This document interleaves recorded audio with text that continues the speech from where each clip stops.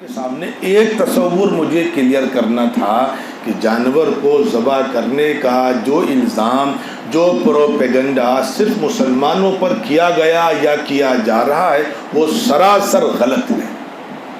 پھر مسلمانوں کے یہاں تو طریقہ ہے باضابطہ، اور سائنٹیفک سسٹم سے آپ دیکھیں تو اس میں جس طریقے سے ہمارے یہاں شریعت نے بتلایا کہ آپ اس کو اس انداز سے یہاں شہرک سے کاٹیں، اس میں بھی سسٹم ہے اور وہ میڈیکلی پروف ہے وہ۔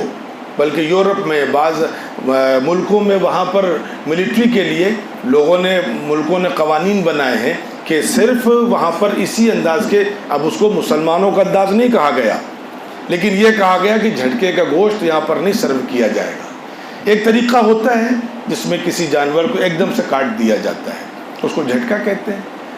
ہمارے یہاں حرام ہے وہ، ہمارے ایک ایک چیز بتلائی گئی اور یہی چیزیں بتلاتی ہیں کہ حضور کو اللہ نے بتلائی تھی۔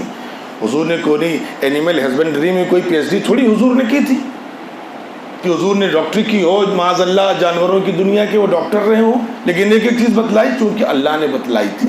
اس میں ہے کیا؟ اس میں نے شاید اس سے پہلے بھی سال گزشتہ چیز عرض کی تھی کہ جب ایک ساتھ جھٹکے سے ہم کاٹ دیتے ہیں جانور کو، اس کی گردن الگ ہو جاتی ہے تو دل کا اور دماغ کا رشتہ ٹوٹ جاتا ہے۔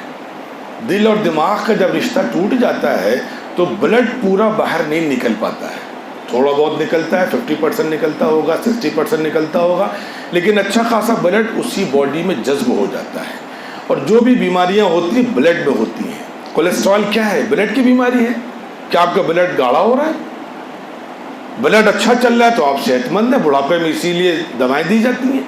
تو اب پتہ چلا کہ بیماریاں بلڈ میں ہوتی ہیں، بلڈ کو پیور کر لیا گیا، بیماریاں ٹھیک ہو گئی۔ اب ہمارے یہاں کیا ہے، ذبیحہ میں جب خالی یہ کاٹا جاتا ہے، پیچھے کا حصہ باقی رکھا جاتا ہے تو دل کا اور اوپر کا رشتہ بنا رہتا ہے، لیکن جانور سینس لیس ہو جاتا ہے، اس کو بالکل تکلیف نہیں ہوتی ہے اور وہ دل اپنا کام تھوڑی دیر کرتا رہتا ہے، جسم کا ایک ایک قطرہ باہر نکال دیتا ہے، اس لیے خون پورا باہر نکل جاتا ہے۔ اب وہ گوشت جب کھایا جاتا ہے تو اس میں کوئی گندگی نہیں ہوتی ہے۔ اسی لیے ہمارے یہاں کیا کہا گیا، اللہ تعالیٰ معاف کرے برکت، کہ مرا ہوا گوشت کھانا حرام ہمارے یہاں۔ کیوں بھائی؟ فرق کیا ہے؟ فرق یہی ہے کہ اس کا خون اس کی بیماریوں میں، اس کے گوشت میں جذب ہو گیا ہے۔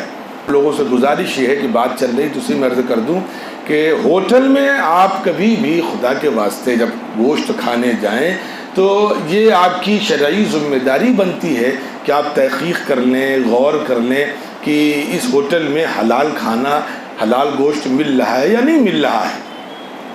ورنہ اگر آپ کو یقین نہیں ہے، شک ہے، تو گوشت مت کھائیے، سبزی کھا لیجئے، دال کھا لیجئے، کچھ اور کھا لیجئے۔